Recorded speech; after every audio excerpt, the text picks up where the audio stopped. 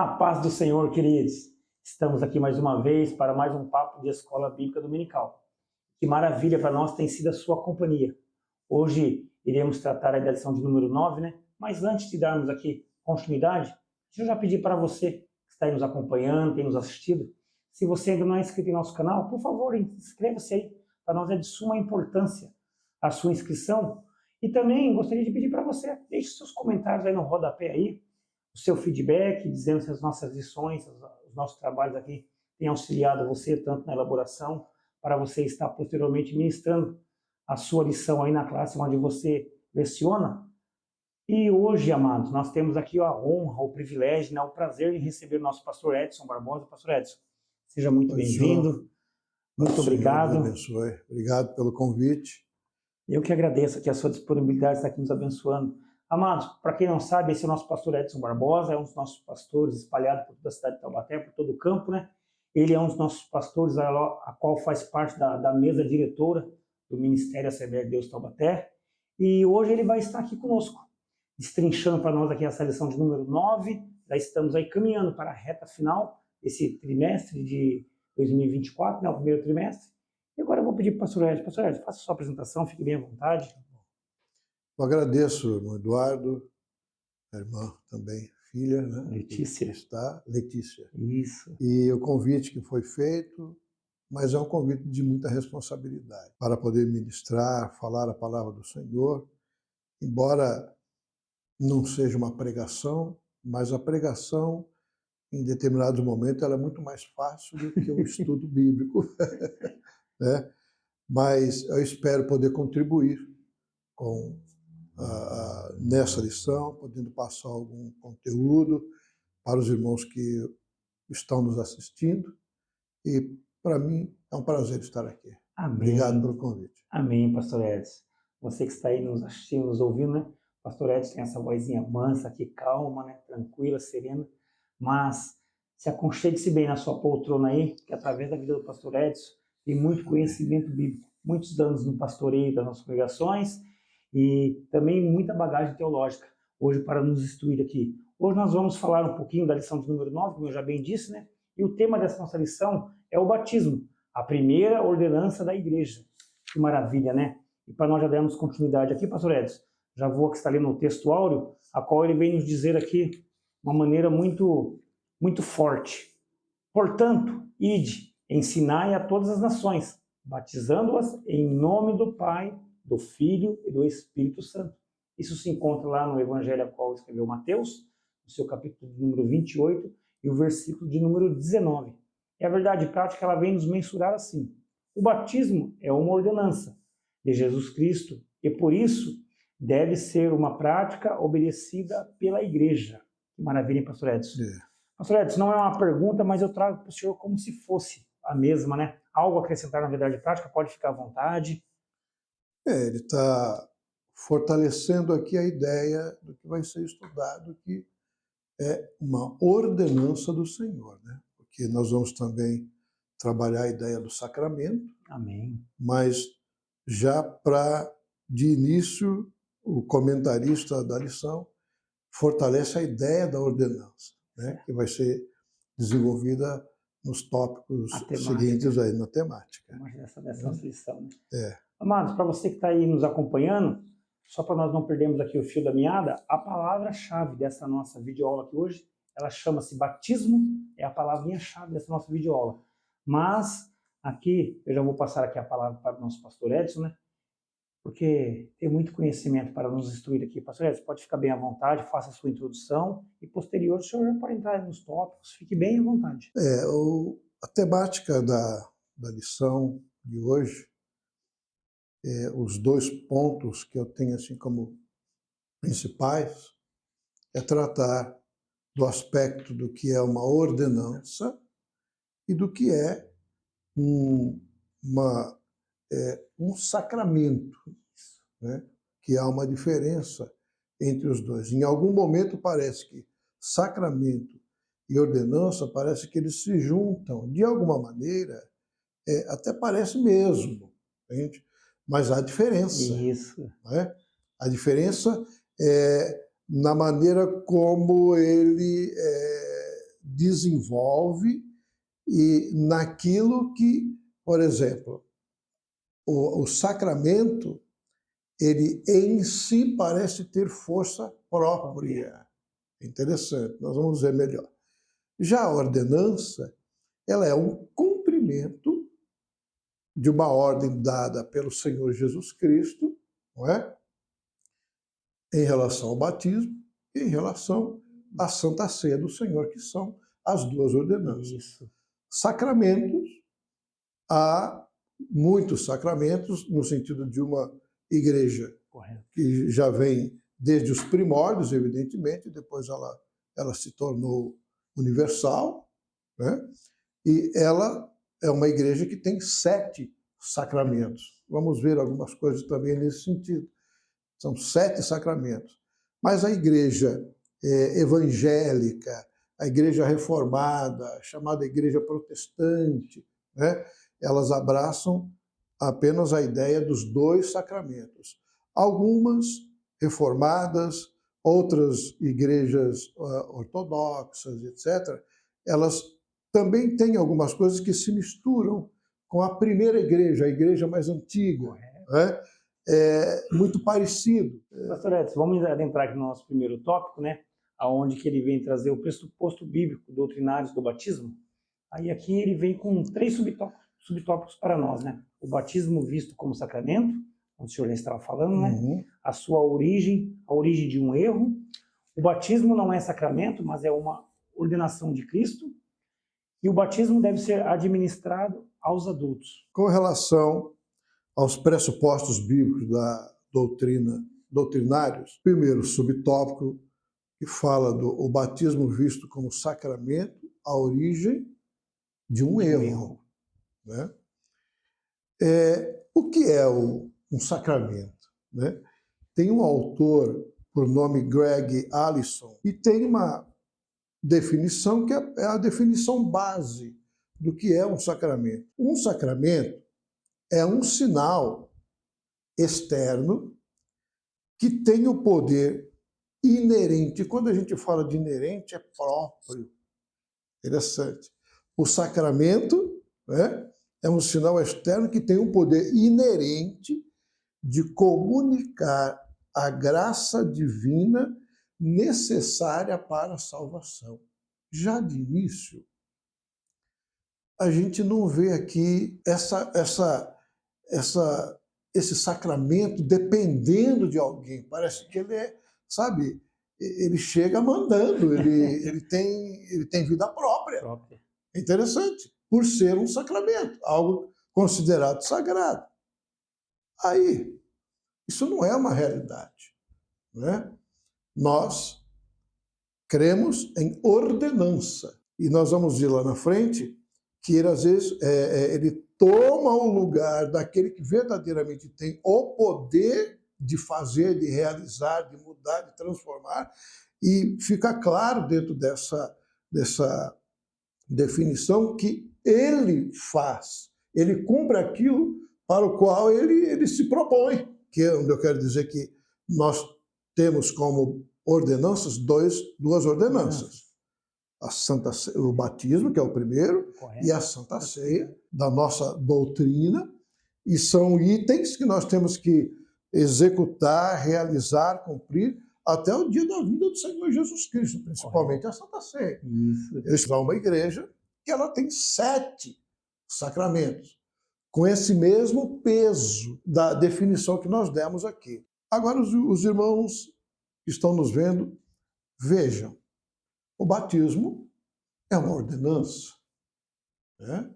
O batismo é uma ordenança que o Senhor Jesus Cristo estabeleceu para o seu povo, para a sua igreja, para aqueles que vêm primeiramente a Cristo pela fé, a um arrependimento, a uma convicção de pecado, confessa, né? Se apresenta, recebe o Senhor Jesus Cristo, posteriormente ele vai ao batismo, sendo preparado para isso. Seguindo ainda em frente, dentro deste primeiro ponto aqui, já o subtópico ponto 2, né? Subtópico 2. O batismo não é sacramento, mas ordenança de Cristo. Está lá, nós lemos aqui em Mateus 28:19, eu vou repetir. Portanto, ide, ensinai todas as nações, batizando-as em nome do Pai e do Filho e do Espírito Santo. Né? Também, lá em Marcos 16:16 diz: ide, pregai, quem crer e for batizado será salvo, mas quem não crer será condenado. Então nós já vemos aqui a resposta, que o que vem antes, que precede o batismo, o crer, a fé, né? A mudança que já foi estabelecida. É lógico que é um novo convertido, vai começar a aprender as doutrinas básicas da vida cristã, mas o essencial ele já teve, que foi esse abraço que recebeu do Senhor Jesus Cristo na vida, e ele agora sabe quem ele é. Ele agora tem a plena noção do que ele abraçou. É um estado de consciência renovada pela ação do Espírito Santo, pela palavra do Senhor Jesus. Então, o batismo não é um sacramento, é uma ordenança do Senhor. Não é? Há uma ordem estabelecida. Primeiro, crer. Não há possibilidade, né, de, pelo menos dentro da nossa instituição, igreja, somos igreja, há outras igrejas, evidentemente, que também fazem da mesma maneira como a gente age nesse sentido. Né? Mas primeiro crer, depois se batiza. Né?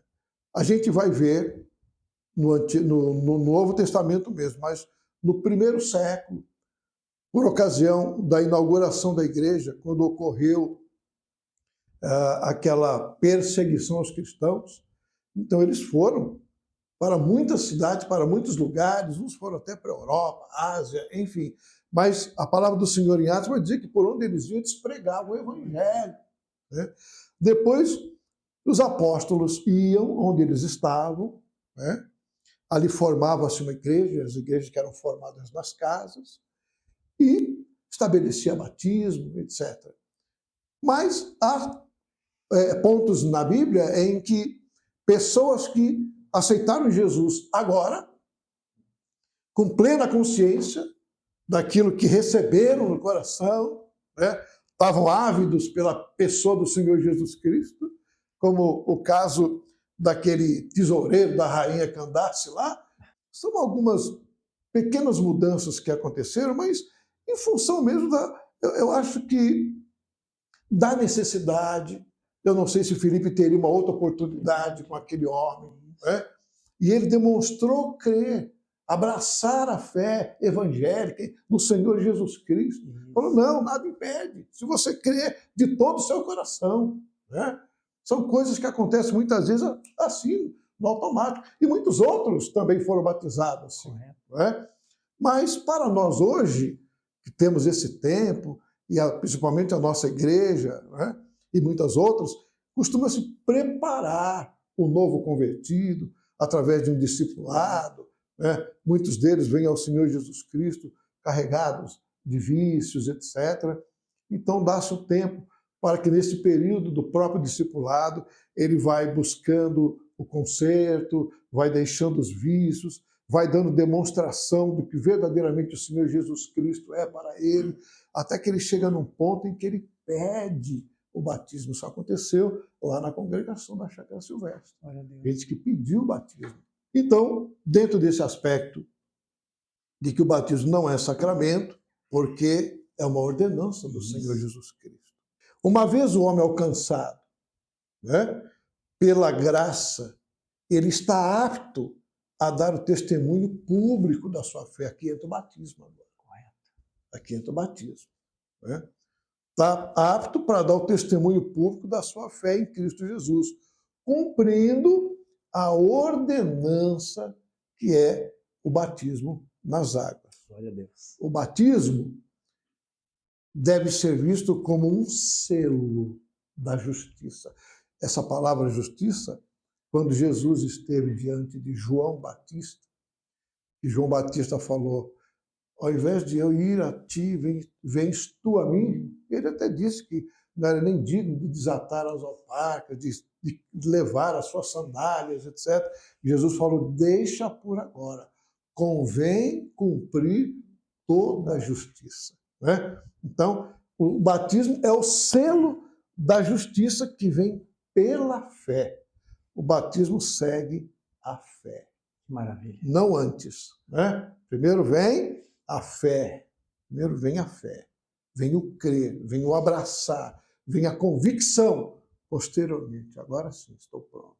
Quero dar o meu testemunho a esse mundo de quem eu sou. E é esse ato que demonstra para o mundo, é o testemunho pessoal. Que maravilha. Né? Não é. E o sacramento, por exemplo, dentro desse contexto, ele vem como se ele já modificasse a pessoa a despeito de, como se ele tivesse poder em si de realizar a transformação. Não é? É um sacramento, mas ele não tem essa capacidade, ele não tem essa força. Depois o item, o batismo deve ser administrado aos adultos, que é uma outra questão também. Isso. Né? Que fala da questão de batismo de crianças. O ano passado, famílias ali não eram crentes. Pediram que se a gente podia apresentar. É uma oportunidade, inclusive, de pregar o Evangelho. De anunciar o Evangelho. Porque todas as vezes que vem a mãe, vem o pai, vem a avó, o avô, sabe? Ou seja, vem aquela gama toda, né? Aí a gente já fala, o obreiro, ou eu mesmo, claro, já prepara-se uma mensagem bem evangelística. Salvífica, né? Salvífica, para poder falar. E depois que a gente vai apresentar a criança, a gente já dá a explicação por que criança nós não temos esse hábito, essa cultura, né? Esse costume de batizar a criança. Tudo dentro da palavra de Deus. Mas sim de apresentá-la, né? Mas sim de apresentar como o Senhor Jesus foi apresentado. Né? O batismo de Jesus é interessante, ele é o exemplo máximo da nossa vida. Ele foi batizado com 30 anos, né? Pleno na sua consciência, meu Deus. Né? Nós hoje, normalmente, a gente verifica até a partir dos 12, ainda assim precisamos verificar como é que é o entendimento, o grau de discernimento que a pessoa tem, né? Porque às vezes tem 12 ou mais, mas ainda, sabe, ainda não decide da mão direita, da mão esquerda, então não tem problema. Somente quem tem a capacidade, maturidade para tomar decisão e crer, como nós lemos em Marcos 16, pode pedir o batismo. Neste caso, os adultos, ou aquele que, apesar de ainda serem novos, mas já tem maturidade com noção do bem e do mal. As crianças, como diz nesta lição, fazem parte do reino de Deus. Tem isso aqui na lição. Né? Lá em Mateus 19, 14, quando Jesus chama as crianças, né, para próximo de si, né? Essas crianças, elas estão guardadas debaixo da graça de Deus, enquanto elas ainda não têm culpa moral. Se acontece alguma coisa de sério na vida delas, vindo perder a vida, ou se de repente Jesus vem agora, né? Todas as crianças nessas circunstâncias, elas vão para o céu, e sejam elas filhas de quem for. Os pais tenham a religião que tiver, né?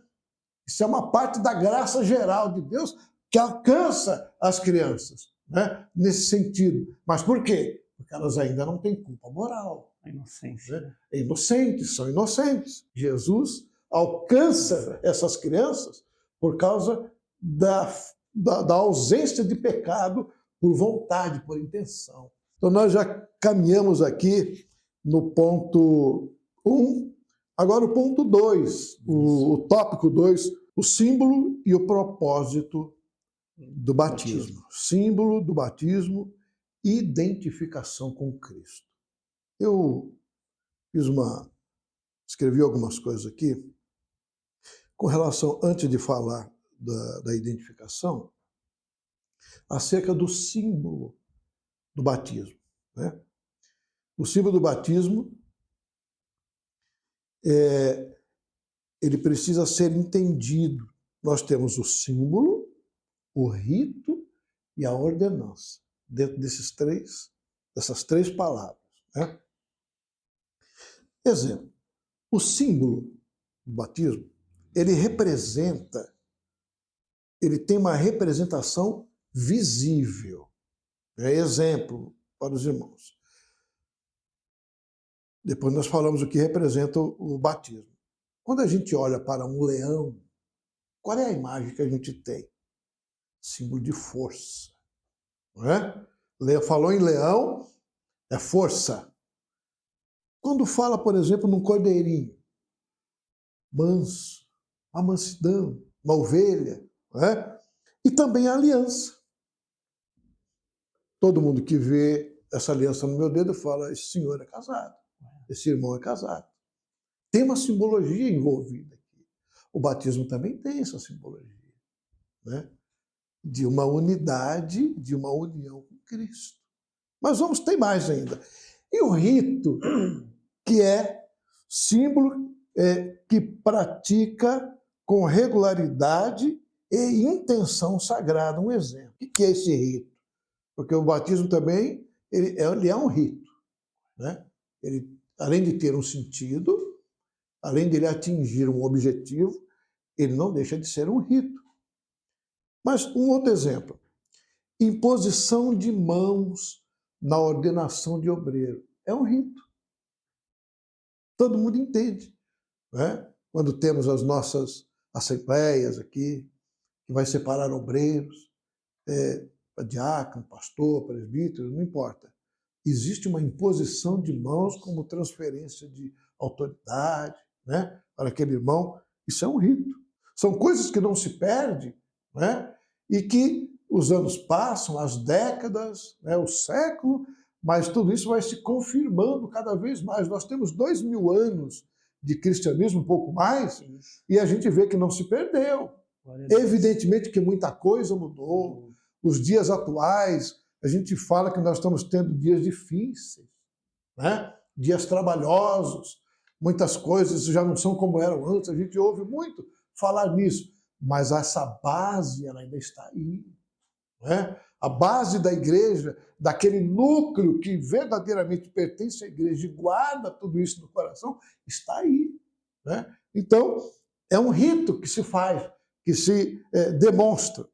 A outra coisa é a ordenança.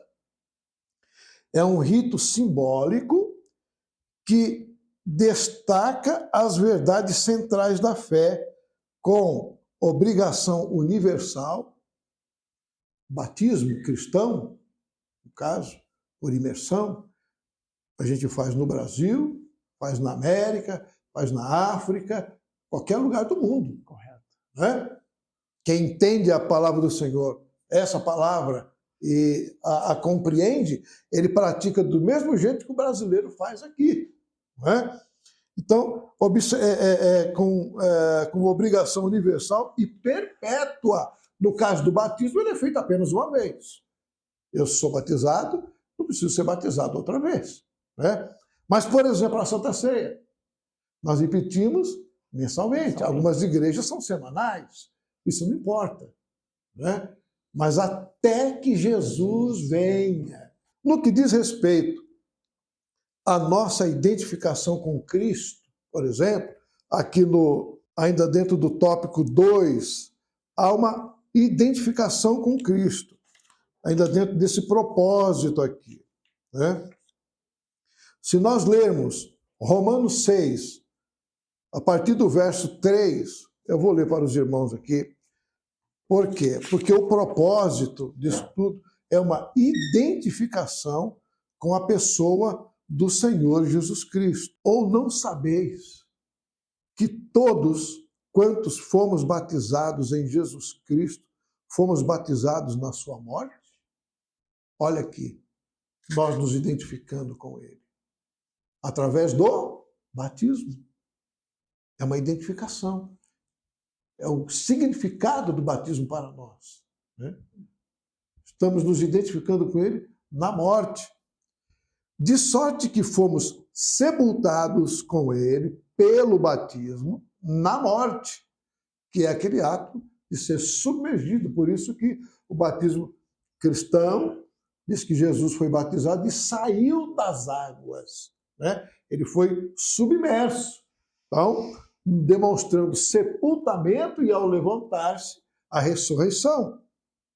Fomos sepultados com ele pelo batismo na morte, para que, como Cristo ressuscitou dos mortos pela glória do Pai, assim andemos nós também em novidade de vida, por causa da transformação, não que o batismo em si traga transformação, mas por causa do que já aconteceu antes. Agora nós estamos dando um testemunho, e neste testemunho há uma identificação com aquele que nos salvou.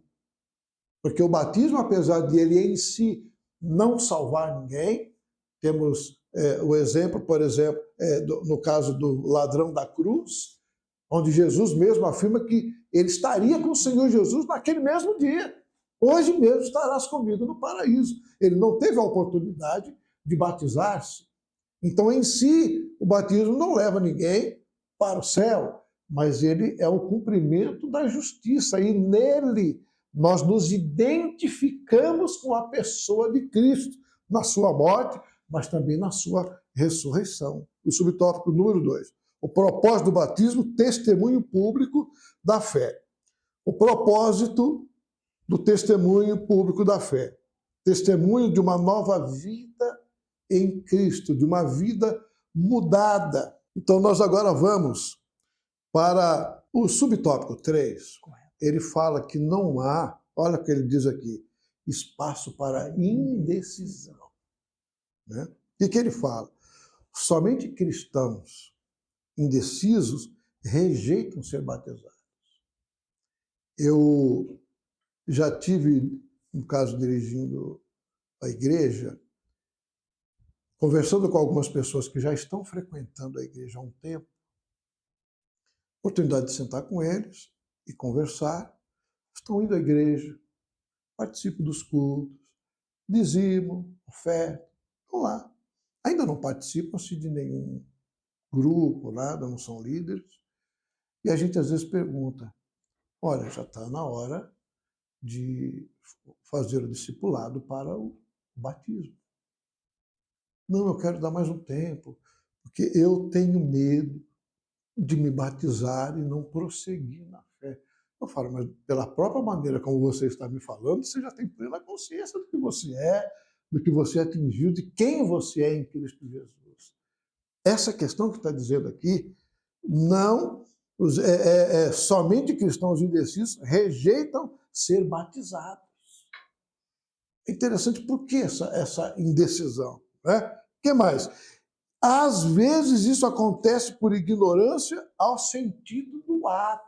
Às vezes pode ser uma falha no sentido até de passar esses detalhes para aqueles que lá estão, que ainda não aprenderam talvez o suficiente para poder tomar essa decisão e com força.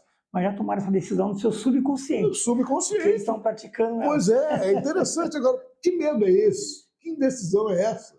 Não é? Seguindo, outras vezes é por falta de convicção de fé. Tem também. Muitas vezes acontece. As pessoas que estão indo à igreja, alguns vão porque foram convidados, vão até a frente, se decidem ao Senhor Jesus Cristo, muitos deles até com lágrimas, entende? Mas no andar da carruagem, no momento de caminhar, aí passam a frequentar o culto de ensino. Eu vejo que alguns parecem que pensam que é muito apertado o caminho, principalmente se vai num culto de segunda-feira. Né? E eu sei, irmão, que é interessante esse negócio. No primeiro caso, às vezes, o crente entende que após ser batizado não pode mais cometer qualquer tipo de falha. E isso é real. É uma das coisas que mais eles falam. Viu? Não, porque eu tenho medo, eu não posso falhar. Não. Uma das coisas que mais a gente ensina aqui, que nós estamos no caminho da santificação. O pastor está nesse caminho. Né? O que eu tenho, além de você, é apenas tempo de casa. O que, numa certa forma, não define nada. Correto. Né? Eu preciso ter um pouco mais de experiência do que você, porque até pela posição que ocupa, tem que ter um pouco mais de experiência, conhecer um pouco mais da palavra em relação a você que está começando agora. Correto. Mas não pode ter esse medo de errar. Né? Na vida do crente, o erro pode ser, no máximo, um erro de percurso, mas não é uma continuidade. Eu erro hoje, erro amanhã, erro depois. Uma constância, né? Uma constância. Não. É um acidente de percurso. Mas a palavra do Senhor também dá a saída. Aquele que confessa e deixa, alcança misericórdia. Tudo isso ele sabe, mas muitas vezes parece que dentro do coração há um certo temor. Então a gente tem que trabalhar muito em cima dessas pessoas para que eles tomem a decisão de ir ao batismo. Né? Para encerrar esse subtópico 3 aqui. Embora a Bíblia mostre que o crente deve evitar o pecado, contudo, o batismo não pode ser visto como uma vacina. Isso é importante aqui. Entende? Que imuniza o cristão contra o pecado. Que cabe a mim muita vigilância. Né? Usar dos meios da graça, palavra de Deus, oração, jejum, comunhão com Deus e com os irmãos, mantendo tudo isso vivo, nós vencemos. Mas e ainda assim estamos sujeitos. Ainda assim estamos sujeitos. Porque a natureza não é fácil, não. Né? Um deslize qualquer, a gente pode dar um... Então, este é vencido quando se anda no Espírito. Quer dizer, essa natureza. Né? Quer dizer, se pelo Espírito, fala a palavra, mortificardes as obras da carne, vivereis, mas o contrário, morrereis. Né? Então, ele encerra aqui. Por outro lado, há muitos que rejeitam o batismo justamente por falta de conversão. São vários aspectos de uma recusa pelo batismo, do crente ir ao batismo. Então, estão conscientes das implicações que esse rito traz. Olha só, porque a partir do momento em que... Por que isso? Porque ele sabe, eu vou me batizar. Tem aqui 200, 300 pessoas me vendo. E eu estou dando testemunho que agora eu sou um cristão. E quem é o cristão? É aquele indivíduo que tem uma vida ilibada, ímpar. Deve ser assim mesmo, é isso que nós temos que lutar para ser. Mas não pode ter esse medo. Estão conscientes das implicações que esse rito traz e não estão dispostos a cortar o cordão umbilical, às vezes, quando é o caso de alguém que não tem muita convicção daquilo que ele é. Cortar o cordão umbilical. O que fala o terceiro tópico? A fórmula e o método do batismo. Quando fala da fórmula, fala da maneira como a pessoa vai ser batizada e em nome de quem. Né? E diz que a nossa fórmula ela é trinitariana. Pai, Filho e Espírito Santo. O subtópico 2 fala de uma fórmula herética, né? Onde alguém, usando apenas um único nome, que vai dizer nem todos os grupos dentro da tradição cristã seguem a fórmula, né? Trinitariana, Pai, Filho e Espírito Santo. Aí mais abaixo, o suporte bíblico dele é buscado em alguns textos de livro de Atos, onde supostamente se negaria a prática trinitariana. Convém dizer que esses textos não negam a fórmula trinitariana, nem tampouco a Trindade. Na verdade, o que é dito é que o batismo era feito na autoridade de Jesus, naquilo que ele fez e ensinou. Quer dizer, naquilo que Jesus fez e ensinou, quem abraçou e foi batizado nesse nome estava abraçando tudo. E o último, que é o terceiro, a imersão, que é o método de como é por imersão. Convém dizer que não há vestígios de prática do batismo por aspersão no Novo Testamento, isso dentro da cristandade. Isso. E esse é o método da imersão, até seguindo a maneira como o Senhor Jesus Cristo foi batizado. Saiu e, sendo batizado, saiu das águas. Mas, infelizmente, nosso tempo aqui ele é muito escasso. Então, com isso, eu gostaria de convidar você para estar participando das nossas escolas bíblicas dominicais.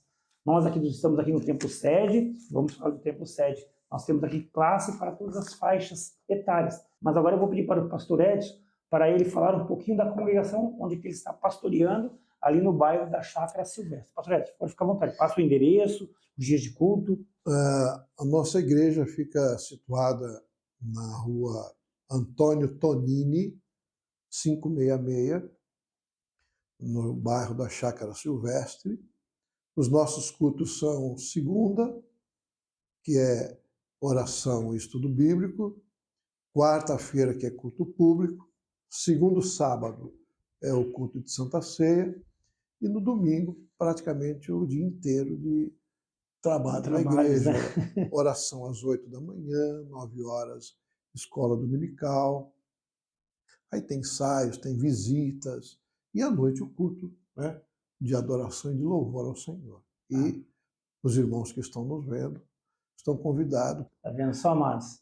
Esse é o nosso pastor Edson Barbosa, um dos nossos pastores aí, pastoreando a nossa igreja por toda a cidade de Taubaté, e também um dos nossos pastores aqui que se assenta à mesa diretora desse grande ministério. Nós louvamos a Deus pela vida do nosso pastor aqui, pela sua disponibilidade de estar aqui nos abençoando com tamanho conhecimento, né? Amados, esse foi mais um papo de Escola Bíblica Dominical. Hoje nós falamos da primeira ordenança da igreja. A semana que vem, a lição 10, falaremos da segunda. O pastor Edson deu um pouquinho uma pinceladinha aqui. Vamos falar a respeito da Santa Ceia do Senhor, que é a segunda ordenança. Mas para hoje o que nós temos é isso. A primeira ordenança da igreja. A lição de número 9. E, permitindo Deus, estaremos todos juntos aqui novamente na lição 10, que é a semana que vem. Um forte abraço, fique com Deus e até a semana que vem.